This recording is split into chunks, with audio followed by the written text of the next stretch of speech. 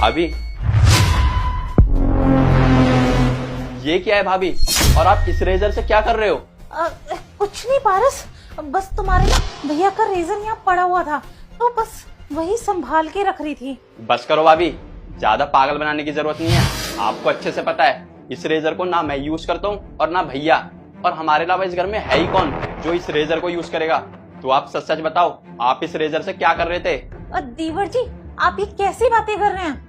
मैं तो एक लड़की हूँ, तो भला मैं इस रेजर से क्या करूँगी? अच्छा, जरा अपना एक बार फेस तो इधर करना। देवर जी, मैं अपना फेस इधर नहीं कर सकती। अच्छा, नहीं करोगे? ठीक है, मत करो। अब ये रेजर लेके ना मैं भैया के पास जाऊंगा, वही आपसे सारी सच्चाई उगलवाएंगे।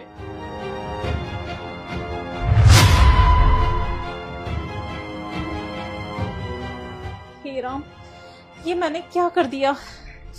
ये बेवकूफ देवर ना मुझे मरवा के मानेगा। अब मैं क्या करूं?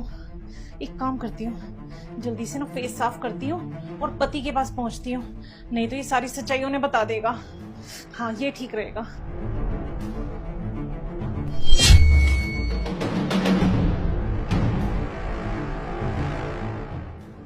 भैया देखो, मुझे भाभी के पास रेजर मिला और पता नहीं वो इस रेजर के साथ क्या कर रही थी। रेजर? ये रेजर तेरी भाभी के पास क्या कर रहा था? भैया मैंने भाभी से पूछा, लेकिन उन्होंने मुझे कुछ बताया ही नहीं, इसलिए मैं आपके पास आ गया। अब आप ही भाभी से पूछना कि आखिरकार वो इस रेजर के साथ कर क्या रही थी। राखी, ये पारस क्या कह रहा है? तुम इस रेजर के साथ कर क्या रही थी? कुछ नहीं शिवम, मैं तो कुछ नहीं कर रही थी इस रेजर के साथ। जो मैंने देवर जी को बताया वो मैं तुम्हें भी बता देती हूँ। बस मुझे ये रेजर पड़ा हुआ मिला तो मैं इसे संभाल कर रख रही थी। राखी, सच सच बता दो, ये रेजर हमारे घर में आया कैसे? क्योंकि इस रेजर को ना मैं यूज करता हूँ ना पारस यूज करता है, क्योंकि हम दोनों ट्रिमर यूज करते हैं। तो बताओ, आखिरकार ये रेजर हमारे घर में आया कैसे? तुम भी फालतू की बातें कर रहे हो और तुम्हारे ये भाई भी फालतू की बातें कर रहे हैं। जब मैंने बोल दिया कि ये रेजर मेरा नहीं है, बस मुझे पड़ा हुआ मिला और मैं इसे रख रही थी, तुम दोनों तो मेरे पीछे ही पड़ गए हो हाथ धो के।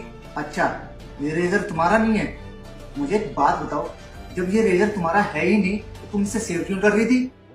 शेविंग? मैं भला इससे शेविंग क्यों करूंगी? चलो मान लिया ये रेजर तुम्हारा नहीं है, तो मुझे एक बात बताओ, ये शेविंग क्रीम तुम्हारे गाल के नीचे आई कहाँ से?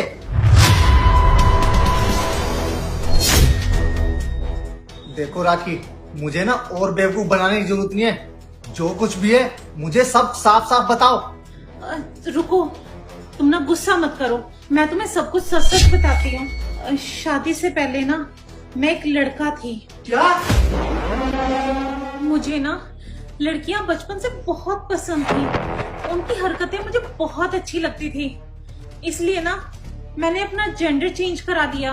पर ना मेरे घर वालों को ये बस हजम नहीं हुई, उन्होंने मुझे एक्सेप्ट नहीं किया इस चीज के साथ और मुझे घर से बाहर निकाल दिया।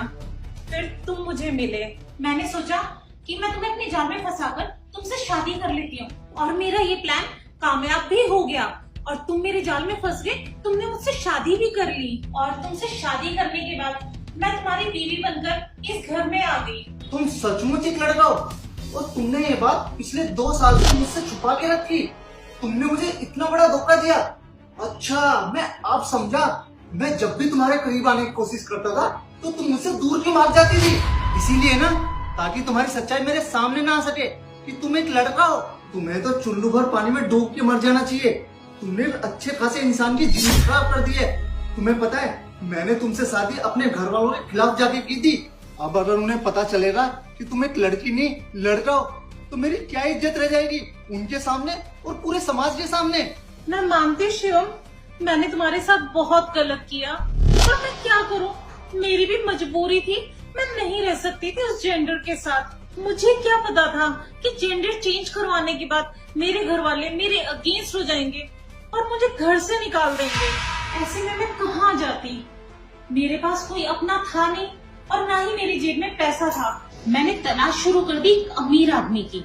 फिर तुम मुझे मिले और मैंने तुम्हें जाल में फंसाया और अपना शिकार बनाया और तुमसे शादी करके मैं इस घर में आ गई। अच्छा, तो इसलिए तुमने मुझे अपने जाल में फंसाया ताकि तुम इस घर में रह सको। राखी, इससे तो लाख गुना अच्छा होता कि तुम बाहर रोड पे जाके भीख मांग रही थी। तुमने तो ना मुझे कहीं का नहीं छोड़ा, ना इधर का ना उधर का। हे भगवान, अब मैं क्या करूं, मर जाऊं? शिवम प्लीज ऐसी बातें मत बोलो, ऐसे गंदे वर्ड अपनी जुबान से मत निकालो। शिवम मेरी मजबूरी थी, मैं ऐसे में क्या कर सकती थी, मेरे पास कोई और चारा नहीं था। Shivam I am sorry. अच्छा, तुम्हारे पास कोई और चारा नहीं था, पर मेरे पास एक चारा है।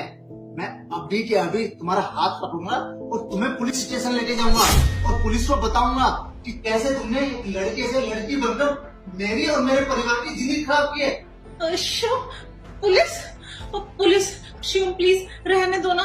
चलो मेरे साथ। सॉरी शिवम, प्लीज मुझे माफ कर दो।